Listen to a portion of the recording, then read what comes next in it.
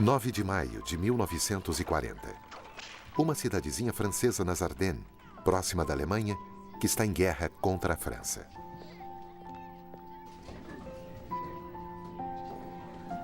Mas as coisas estão tranquilas. Até agora. Por isso, as crianças continuam a enfileirar seus tamanquinhos e a professora diz: hoje vamos aprender uma música bonita para nos trazer a paz de volta. Giram, giram, giram. Os fantoches vão girar. Essa será a sua última aula.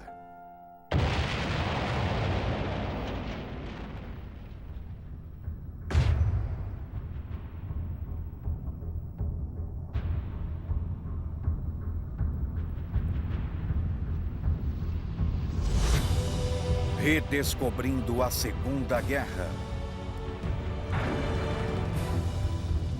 10 de maio de 1940. Às 5h35 da manhã, os alemães lançam sua ofensiva. A Guerra Relâmpago.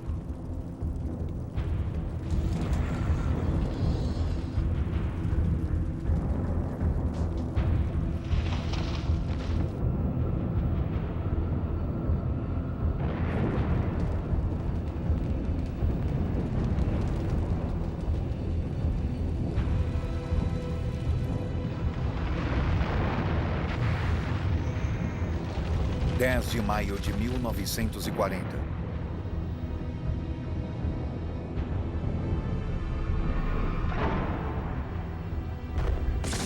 Paraquedistas alemães estão saltando sobre a Holanda. Eles são uma vanguarda, os primeiros de 3 milhões de invasores. A Wehrmacht invade a Bélgica.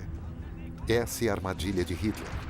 Os alemães fingem atacar a França através da neutra Bélgica, como fizeram em 1914. O general francês Gamelin, comandante em chefe das forças aliadas, está confiante. Ele tem tudo sob controle. Durante a Guerra Falsa, ele havia revisado e acertado sua estratégia. Bélgica, 10 de maio de 1940.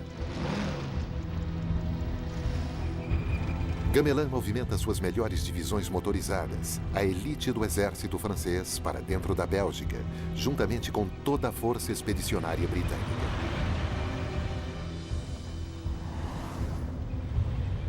Esses são soldados de combate determinados. Eles irão deter o avanço alemão através da Bélgica. Mas Hitler, em seu quartel-general, está exultante. Seu plano funcionou. Ele exclama: eu poderia chorar de alegria. Ele instrui Goering, marechal de campo no comando das Forças Armadas, para que não bombardeie as colunas francesas, que as deixe prosseguir território belga adentro. E ele ataca por trás. Sua verdadeira ofensiva será através das Ardennes. Segundo o alto comando francês, tanque algum conseguiria atravessar aquelas colinas de floresta fechada. Mas nada os detém, a não ser os congestionamentos que eles mesmos provocam.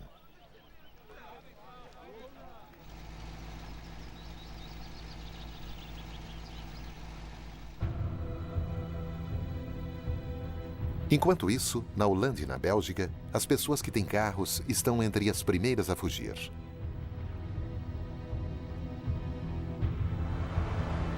Todos são suspeitos. A chamada Quinta Coluna é temida. São espiões a serviço dos nazistas. Os alemães continuam com sua tática de distração, invadindo a Bélgica com forças aéreas especialmente treinadas. Os sapadores cantam a plenos pulmões sua música de campanha na Polônia, canção que diz: as garotas terão que esperar, camaradas. Está na hora de partir, camaradas. Em 11 de maio, com o nascer do dia, eles saltam sobre a Bélgica. O objetivo é tomar a peça vital do sistema de defesa belga, o Forte Eben-Emael, no canal Aubert, que tem a fama de ser impenetrável.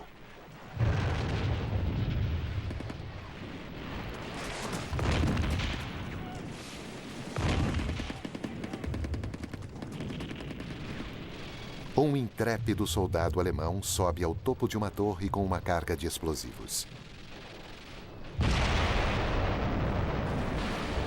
Os conquistadores caminham pelas ruínas do forte, a porta de entrada para a Bélgica. Imagens como essas irão forjar a reputação de invencibilidade da Wehrmacht.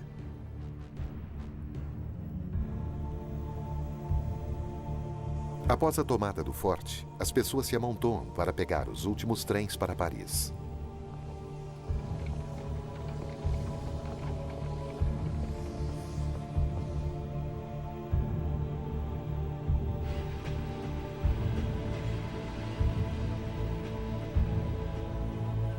Na capital francesa, a Cruz Vermelha está sobrecarregada. Refugiados belgas são transferidos para vagões de gado que vão para o sul.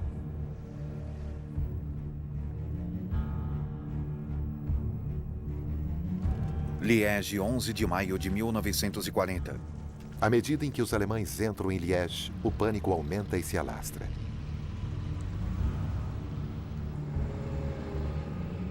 Diante de tamanha demonstração de força, há apenas duas opções: obedecer ou fugir.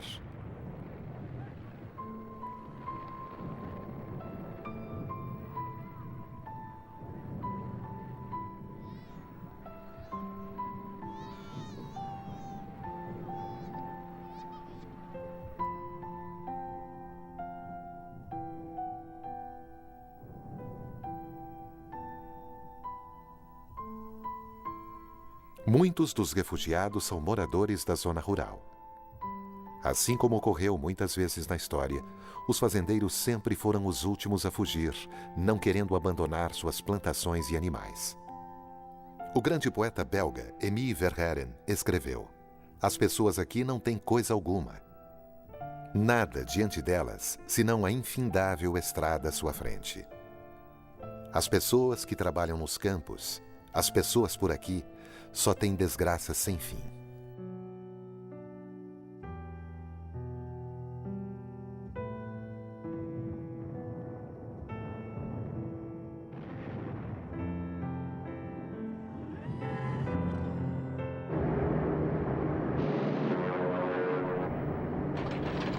Os alemães lançam sua ofensiva aérea, destruindo cruzamentos estratégicos, pistas de pouso, refinarias e depósitos de combustível.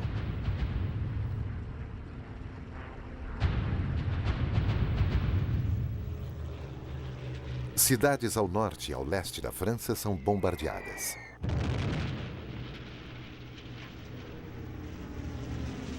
Os franceses estão agora diante da realidade da guerra moderna.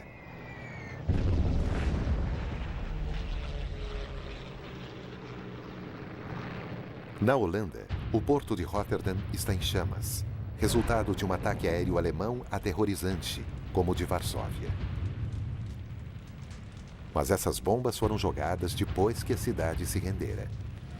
Mais um dos crimes de guerra de Hitler. Em Londres, o novo primeiro-ministro é Winston Churchill. Seu primeiro discurso revela sua determinação em continuar lutando, sejam quais forem as circunstâncias. Nesse discurso, ele diz que, sem sombra de dúvida, o destino da Holanda e da Bélgica, assim como da Polônia, Tchecoslováquia e Áustria, seria decidido pela vitória do Império Britânico e da República Francesa. Mas as coisas se tornaram subitamente muito sombrias na França. Em apenas 3 dias, os alemães haviam aberto caminho através das Ardennes e estavam avançando em direção à linha de defesa francesa no rio Meuse.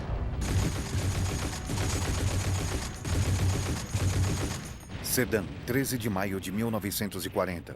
Eles estão fechando o cerco cada vez mais, buscando encurralar as tropas aliadas aglomeradas na Bélgica. Os soldados de infantaria alemã vencem os franceses como se viessem de outro mundo. Com granadas de mão,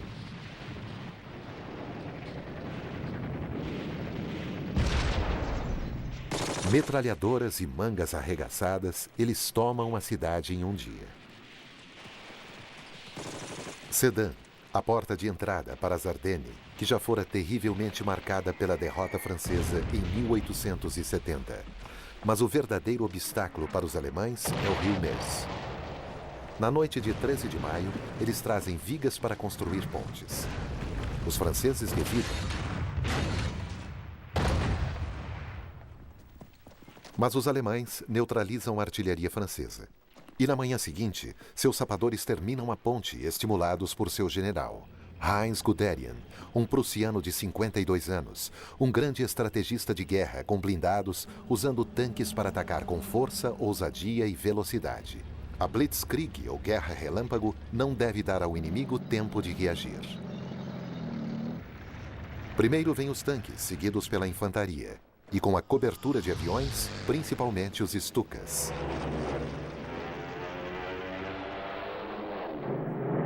Os Stukas são bombardeiros de mergulho equipados com sirenes. Resistindo à intensa pressão da descida, seus pilotos altamente treinados soltam suas bombas no último minuto com precisão letal.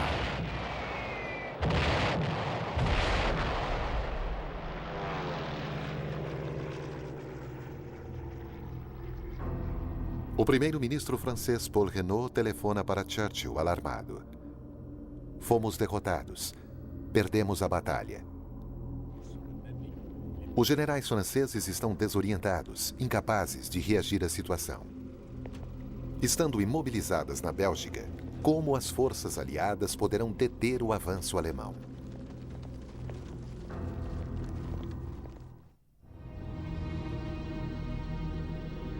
Em Paris, as autoridades francesas estão tentando lidar com um número cada vez maior de refugiados.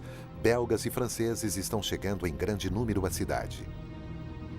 Escolas, hospitais e alojamentos logo ficam superlotados. As informações são poucas e os boatos, muitos. Teria Gamelin cometido suicídio? Não. O alto comando francês acaba de perceber que os alemães estão indo para o litoral e que os aliados caíram em uma armadilha. É ordenado um contra-ataque, permitindo que um certo coronel de Gaulle se sobressaia na liderança de uma brigada de tanques. 17 de maio de 1940. O exército francês possui mais tanques e de melhor qualidade do que os panzers alemães.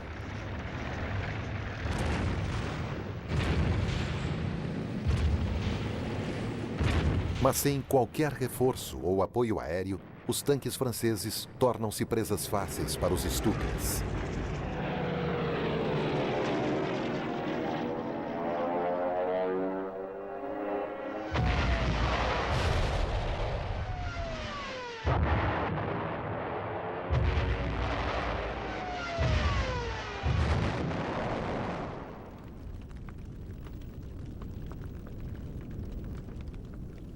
Os combatentes franceses se saem bem, mas se perguntam por que a Força Aérea não os está protegendo. Mal preparados e com menos aviões, os pilotos franceses são enormemente superados pela Luftwaffe, mas lutam com bravura. Dezenas de pilotos de aviões alemães são abatidos e levados como prisioneiros. Alguns desses pilotos irão retornar à Alemanha quando o armistício for assinado, e então voltarão a lutar na batalha contra a Grã-Bretanha. 26 de maio de 1940. Os tanques alemães se movimentam rapidamente pelas cidades e vilarejos ao norte da França.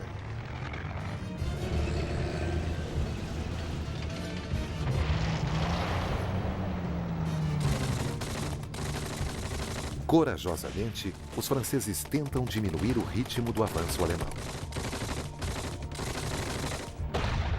Os alemães esmagam quaisquer focos de resistência.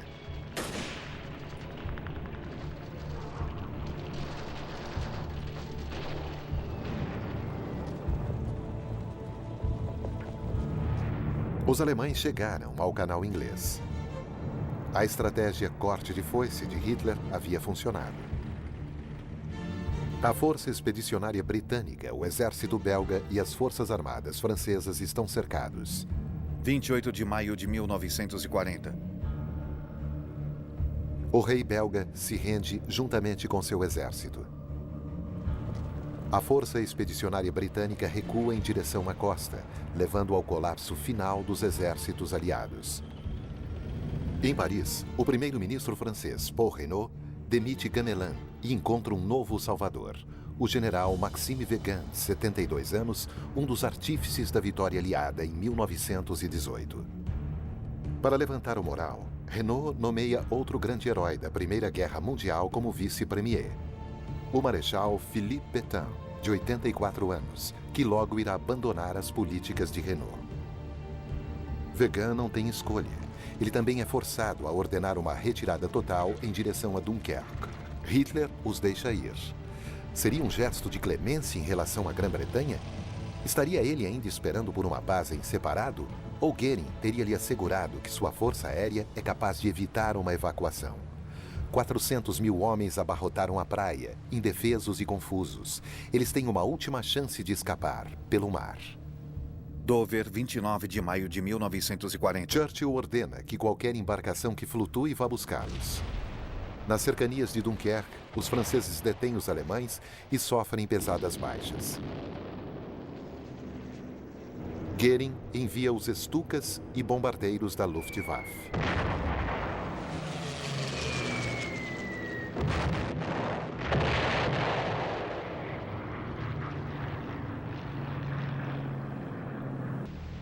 $218.000 soldados britânicos e 120.000 franceses são evacuados com sucesso. Dover, 4 de junho de 1940. O exército britânico é salvo, mas está em frangalhos.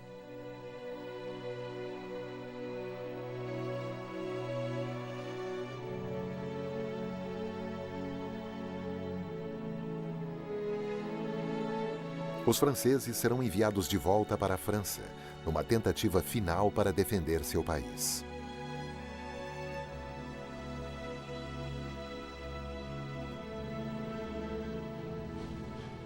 Os britânicos são enviados para centros de reequipamento. Toda a Grã-Bretanha festeja Dunkerque como um feito extraordinário. Mas Churchill coloca a situação em perspectiva. Com lucidez, ele diz: guerras não são ganhas com retiradas. Ainda assim, naqueles primeiros dias de junho de 1940, nasce o espírito de Dunkerque. A crueldade dessa guerra e o poder destruidor do inimigo nazista estão agora evidentes para os britânicos. A alegria e a despreocupação dão lugar a esforços frenéticos para mobilizar a nação. Em 4 de junho, Churchill, que também está combatendo os derrotistas em seu próprio lado, faz um pronunciamento. Seu tom é inesquecível. Lutaremos nas praias, nos solos de pouso, nos campos, nas ruas e nas colinas. Nunca nos renderemos. Dunkerque, 4 de junho de 1940. Em 4 de junho, os alemães tomam Dunkerque.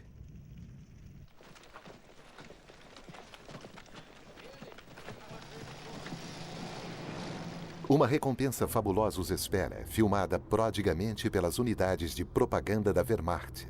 As forças britânicas deixaram para trás quase todo o seu equipamento.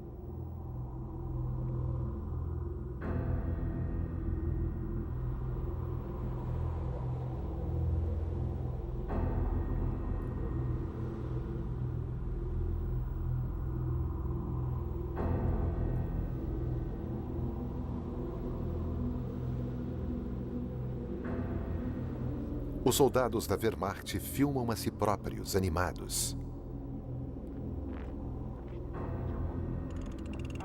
Eles encontram um gramofone francês com o famoso disco de Maurice Chevalier.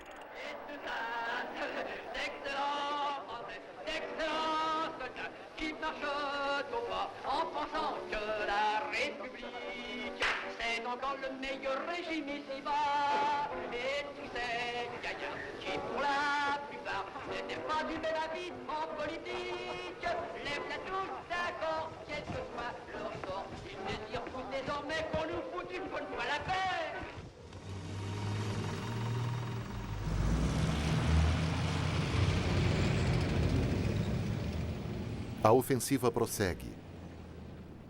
A França cai.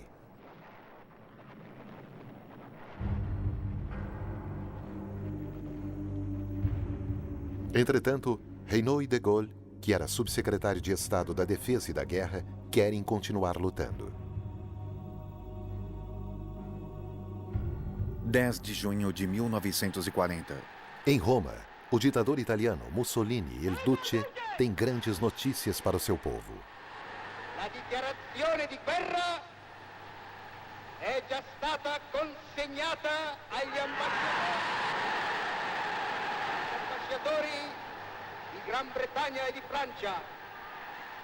No discurso, ele diz que uma declaração de guerra acabava de ser entregue aos embaixadores da Grã-Bretanha e da França. Mussolini espera, por sua parte, nos espólios, o Vale do Rhône, Marseille, assim como o desarmamento da Córcega e da Tunísia. Os franceses dizem, é uma punhalada nas costas. A ofensiva de Mussolini é abreviada pelas divisões alpinas francesas. As tropas do general Rommel atacam a Normandia e entram em Rouen.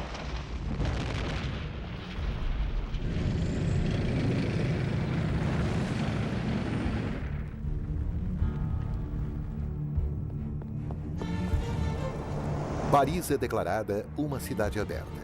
Em outras palavras, é entregue ao inimigo sem resistência a fim de poupá-la do destino de Varsóvia ou Rotterdam. O governo se muda para Bordeaux. Os alemães estão se aproximando da cidade. Correm boatos. Eles matam, eles estupram, como os prussianos fizeram em 1870. Abandonados por seu governo, os parisienses fogem. Toda a França vai para as estradas. Um cataclismo que virá a ser conhecido com um nome bíblico: o Êxodo. Milhões de franceses, homens e mulheres, partem em direção ao Loire, o último baluarte. Mas não há baluarte forte o bastante contra os Stukas.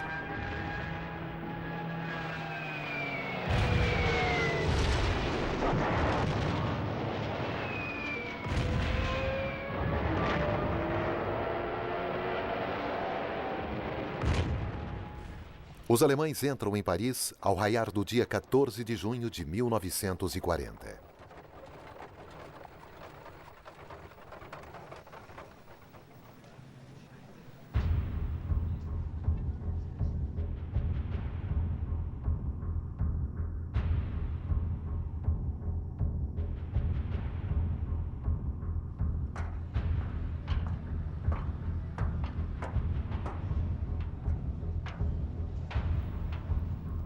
O emblema nazista, a suástica, tremula sobre Paris.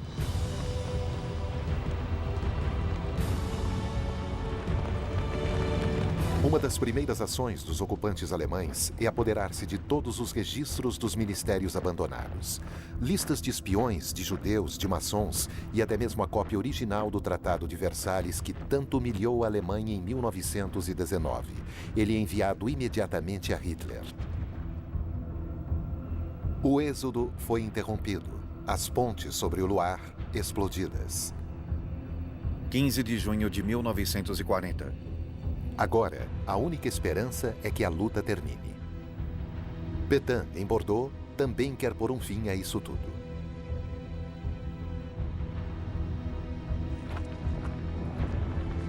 Os alemães continuam seu avanço implacável rumo ao sul. Embora o exército francês fosse outrora considerado uma força formidável, agora está um completo caos. Ainda assim, ele lutou melhor do que se imaginava, principalmente na ocasião. Em um mês, 100.000 soldados franceses são mortos, mais do que no mesmo período de tempo durante a Primeira Guerra Mundial, a mais implacável das guerras até então.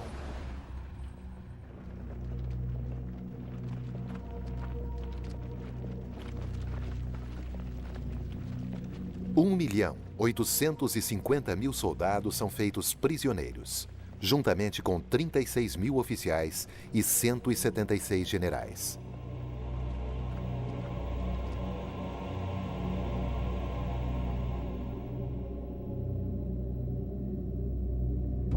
Entre os prisioneiros, há muitos soldados africanos das tropas coloniais francesas. Os cineastas amadores da Wehrmacht os filmam com um perverso sentimento de autossatisfação. Famintos, esses soldados matam uma cabra.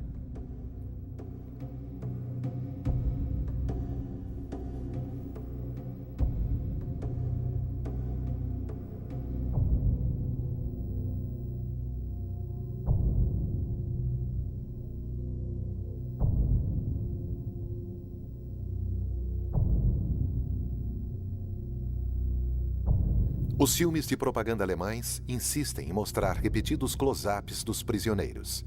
As instruções oficiais são mostrar a degeneração dos franceses, forçados a irem à guerra com seus escravos de suas colônias. O comentário alemão original é revelador.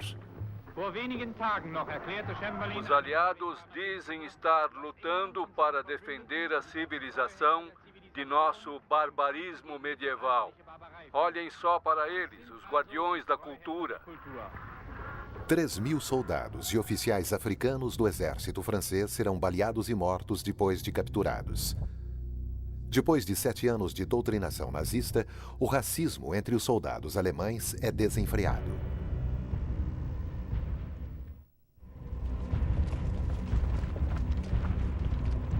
Agora, 3 datas serão decisivas para determinar o destino da França.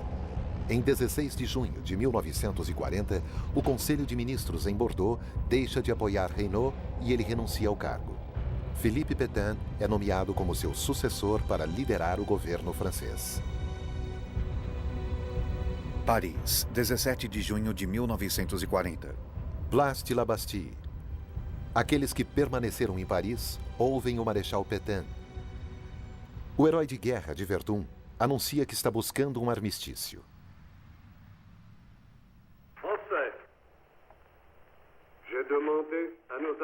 Ele diz ao povo francês que pediu aos inimigos que cessassem todas as hostilidades e que tomou essa decisão dolorosa para o coração de um soldado porque a situação militar a exigia.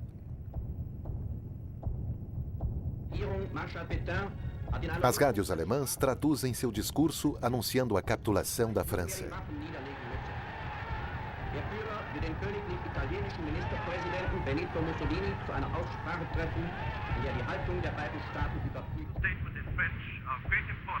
Alguns franceses conseguem sintonizar a BBC. O general de Gaulle chega a Londres. Em 18 de junho, ele condena o armistício. Poucos dias depois, de Gaulle grava um novo discurso em que diz: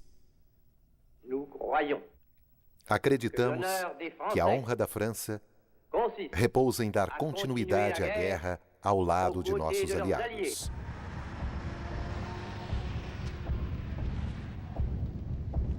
Hitler recebe um telegrama de Moscou parabenizando-o.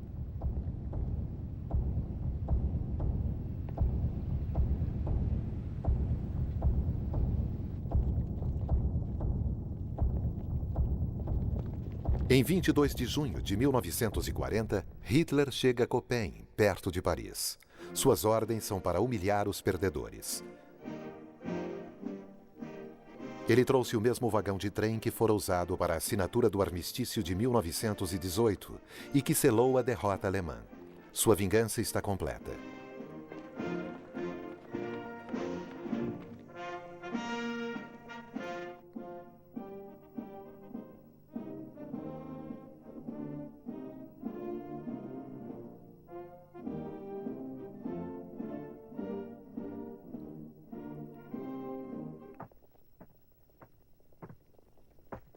A delegação francesa é liderada pelo general Ransiger.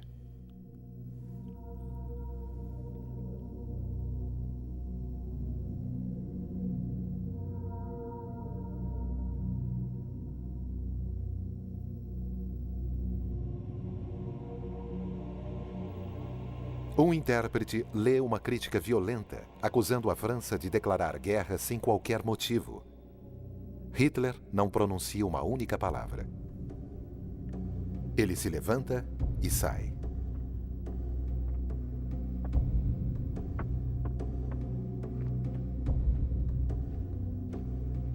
Os delegados franceses foram informados dos termos do armistício. Uma de suas condições é de que a França entregue todos os alemães antinazistas que se refugiaram naquele país. Ransiger tenta negociar. Os alemães se recusam. Ransiger liga para o governo em Bordeaux. O serviço secreto alemão grava a conversa dele com Vigan. Aqui é Ransinger. Sim, Bem, está feito. feito. Sim, general. Gostaria de lhe agradecer pela maneira como conduziu a questão. Sim, senhor. Bem, o senhor me compreende, não? Sim, compreendo. Depois disso, Hitler ordena que o vagão seja levado para Berlim. Nos últimos dias do Reich, ele irá ordenar que a SS exploda o vagão com dinamite.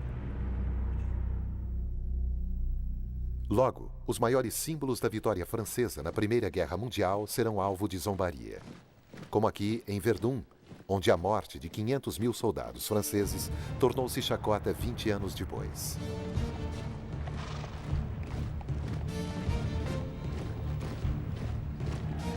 Hitler faz chacotas quando visita seus homens que acabam de tomar a linha Maginot.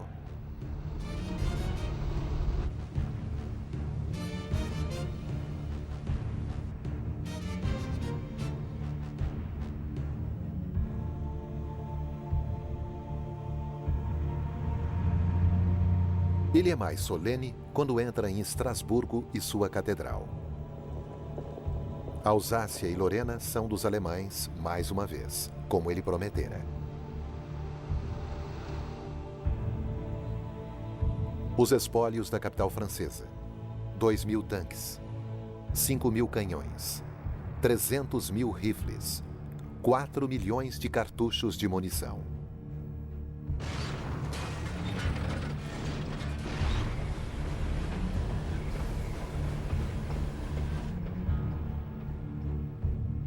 Em um depósito de provisões, a Wehrmacht encontra um estoque de ceroulas para o exército francês, roupas de lã que serão guardadas para futuras campanhas.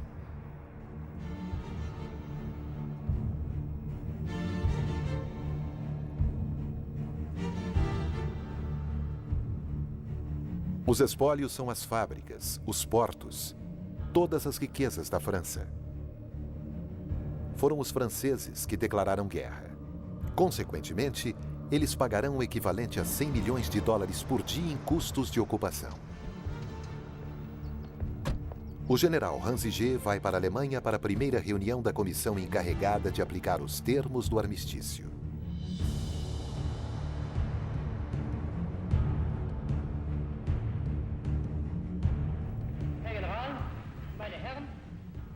Para poupar tropas, Hitler decide deixar que a França detenha uma soberania parcial, sob um governo a ele submetido e com um exército limitado, destituído de armas pesadas apenas para manter a ordem.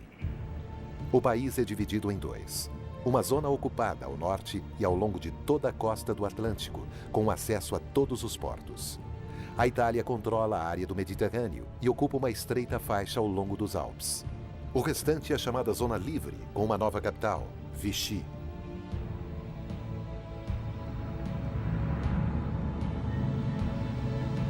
Essa estância termal foi escolhida em parte por seus vários hotéis. No início de julho, o Marechal Pétain se instala nos hotéis com seus ministros de governo. A atmosfera por toda parte é péssima.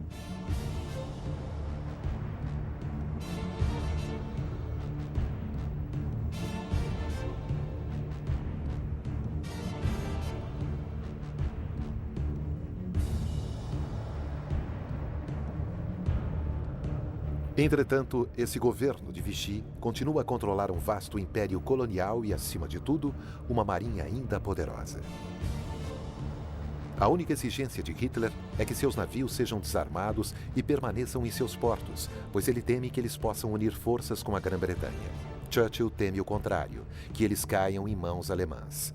Ele ordena que a Marinha Real os neutralize. 3 de julho de 1940. Uma força naval britânica navega para uma das maiores bases navais da França, Mers el-Kebir, na Argélia.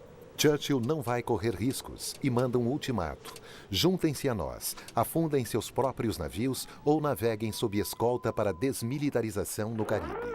Os franceses rejeitam todas as propostas. Os britânicos abrem fogo.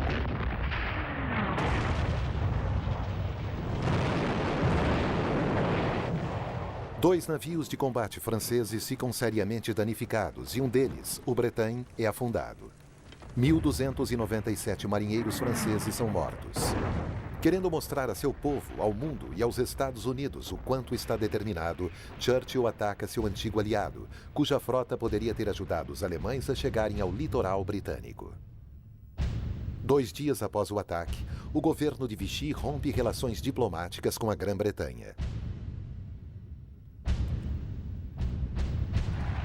Berlim, 9 de julho de 1940. Toda a Alemanha aclama Hitler. Sua conquista relâmpago da França fascina seus generais. Ele se vê como o maior líder de guerra de todos os tempos, no mesmo nível de Napoleão. E como imperador, ninguém mais ousa contradizê-lo.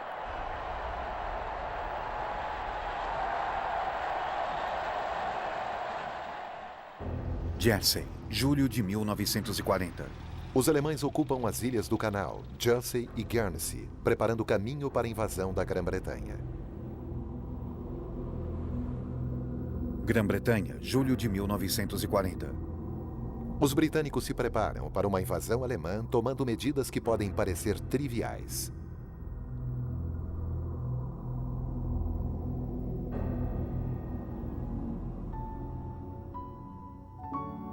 Outra medida urgente é enviar as crianças para o campo, para um lugar seguro, sempre em um momento doloroso.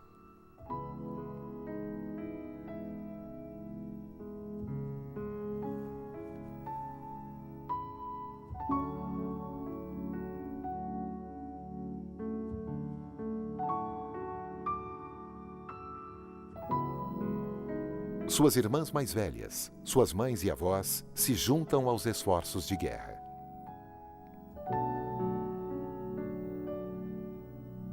Todas as mulheres precisam defender seu lar dos temíveis paraquedistas alemães.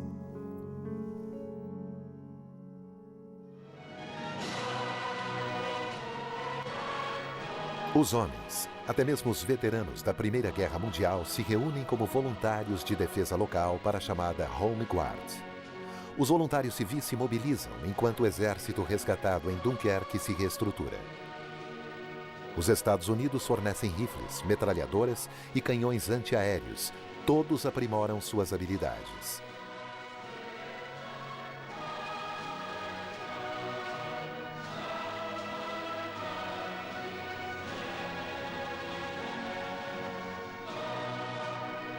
Churchill faz um discurso dos mais inspirados ao povo britânico.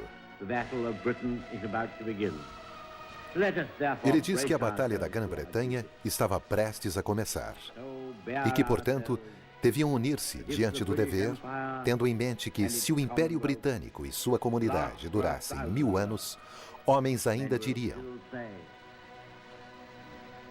este foi o seu melhor momento.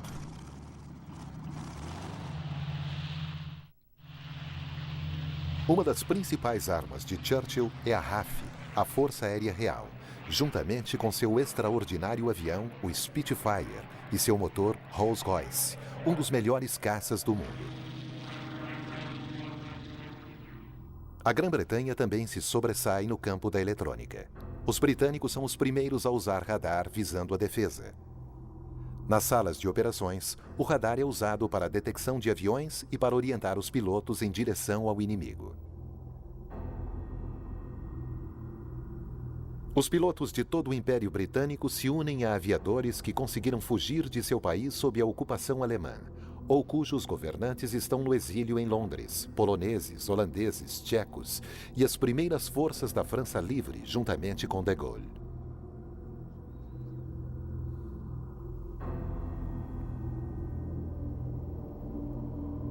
Muitos dos pilotos britânicos são alunos de Oxford e Cambridge.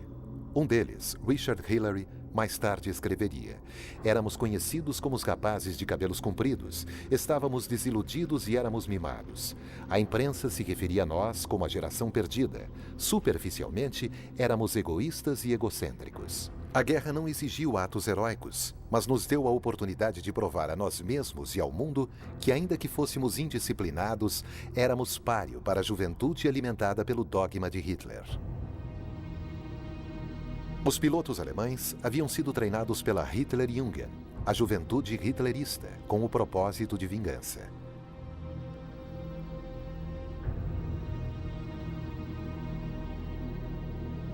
Eles se sentem invencíveis. Seu líder, Hermann Göring, é uma figura popular no regime.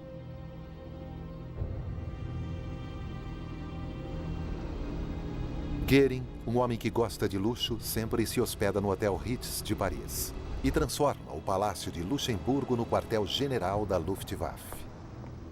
Ele prometeu a Hitler que a Luftwaffe conseguiria eliminar a Força Aérea Real em dias, que tomaria o controle do espaço aéreo e que autorizaria a invasão da Grã-Bretanha pela Wehrmacht.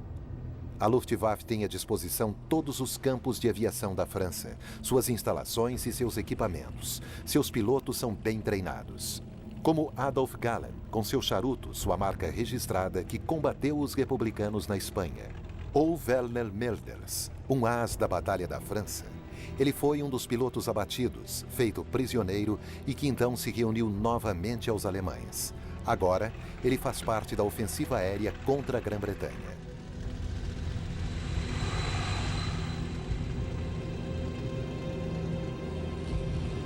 Decolando destes campos de aviação na França ocupada, os alemães irão atacar comboios no canal, portos e aeródromos ao sul da Inglaterra.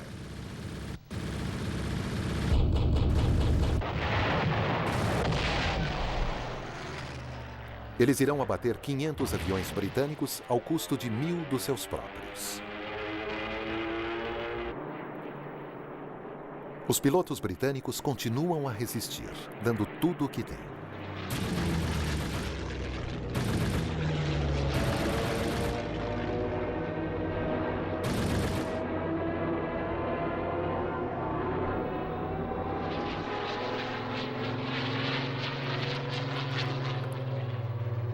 Churchill proclama: nunca, no campo do conflito humano, tantos deverão tanto a tão poucos. Hitler resolve adiar seus planos de invadir a Grã-Bretanha. Esse é o seu primeiro recuo. Agora, suas táticas se baseiam mais em bombardeios noturnos. Ele diz: os britânicos irão se render quando suas cidades forem destruídas. Bombardeiros alemães atacam cidades britânicas como Coventry e Londres. É a chamada Blitz, bombardeios durante o dia.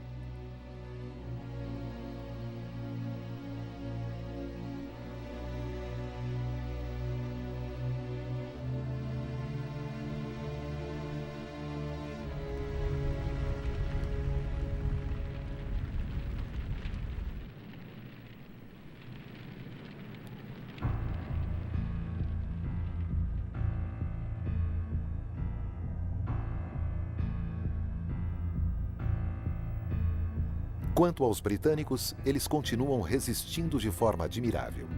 Eles cavam abrigos nos jardins de suas casas no campo. E em Londres, eles dormem nas estações do metrô e vão para o trabalho no dia seguinte.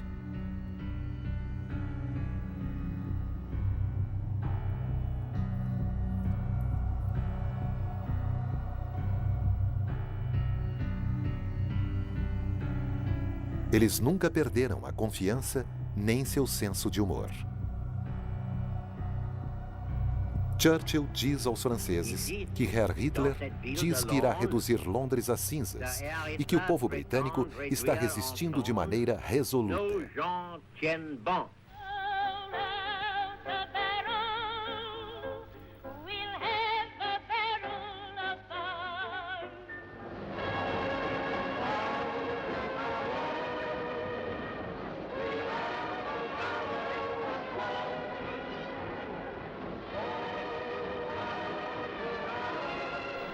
Hitler está exasperado. Mais tarde, ele irá chamar Churchill de um bêbado meio americano controlado por judeus. De agora em diante, sempre que ficar contrariado, ele irá expressar seu ódio contra os judeus.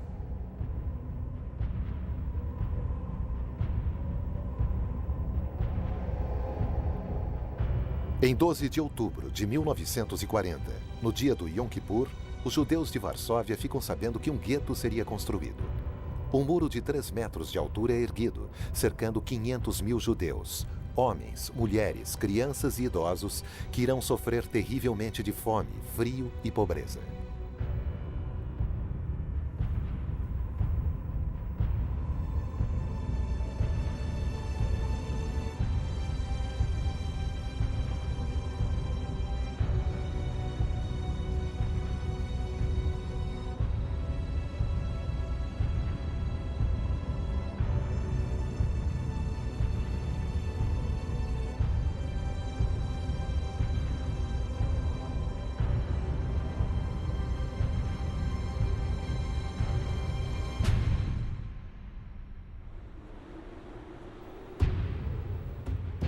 Em seu chalé nos Alpes da Bavária, Oberghof, Hitler é filmado por sua amante Eva Braun, enquanto comemora o Ano Novo rodeado pelos filhos de dignatários nazistas. Ele tem outro truque na manga, uma outra grande jogada. Sua missão agora é conquistar novos Lebensraum, espaços vitais ao leste. Ele se aliou a Stalin apenas para poder atacá-lo melhor depois. Seu fracasso em tomar a Grã-Bretanha o leva a agir rápido. Antes que Churchill consiga trazer os Estados Unidos para a guerra, aquilo iria inflamar o mundo. Próximo episódio: Pesadelo Alemão.